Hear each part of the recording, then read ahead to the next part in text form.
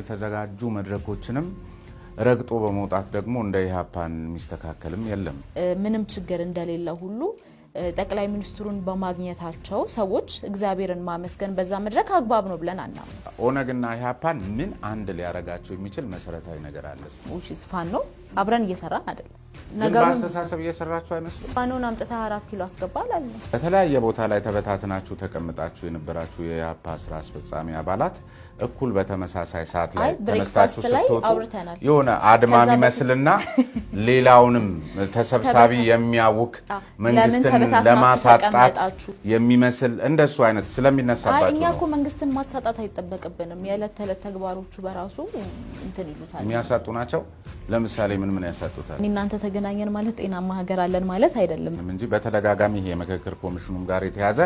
እንደሱ አይነት ትከሻ መለካካት በጣም አይችልባችኋል እኛ ከማንም ጋር ትከሻ አንለካካም የፌደራላዊ ስርዓቱ ማለት በስንት መስዋዕትነት የተገኘና አንዳችም አካል ጥጉ ላይ ሊደርስ አይገባም ብለው የሚያስቡ ናቸው ይናታምኝ አምናለሁ ስለዚህ አሁን ባልከው አረዳድና አሁን ባልከው ሎጂክ ያልተጨቆነ የኢትዮጵያ ህዝብ አለ ወይ የሚል ጥያቄ ማንሳት ይቻላል ያልተጨቆነ የኢትዮጵያ ህዝብማ ሞልቷል ለምሳሌ የሰራናል እኛና ምናቀው ወዶ የገቡበት ነው እኮ ማለት እኮ ተገደው የገቡበት ነው ማለት እኮ በልበሉ ማለት ነው የመወሻሸት ምርጫ ደግሞ እንዲሆን አንፈልግም አንዳንድ ጊዜ ደግሞ አንዳንድ ፓርቲዎች ሳይዘጋጁበትና